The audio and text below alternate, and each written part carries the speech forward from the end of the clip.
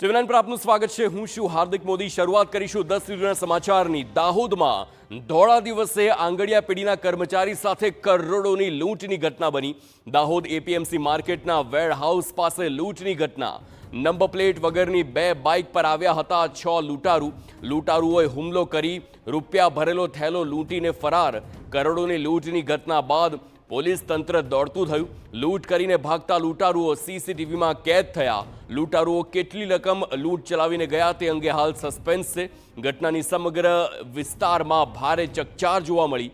ઘટના સ્થળે સ્થાનિક પોલીસ સાથે ડીવાયએસપી, એલસીબી, એસઓજી સહિતની ટીમો પહોંચીને તપાસ આદરી છે। આરોપીઓની શોધખોળ અને તપાસનો ધમધમાટ શરૂ કરવામાં આવ્યો છે।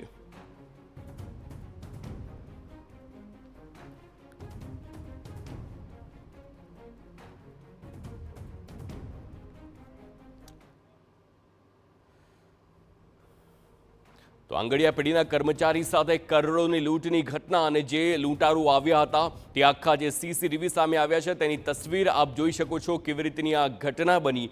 અને ત્યારબાદ હવે આ જ તસવીરોના આધારે જે લૂંટારૂઓ છે તેમની આગળ શોધખોળ હાથ ધરવામાં આવશે।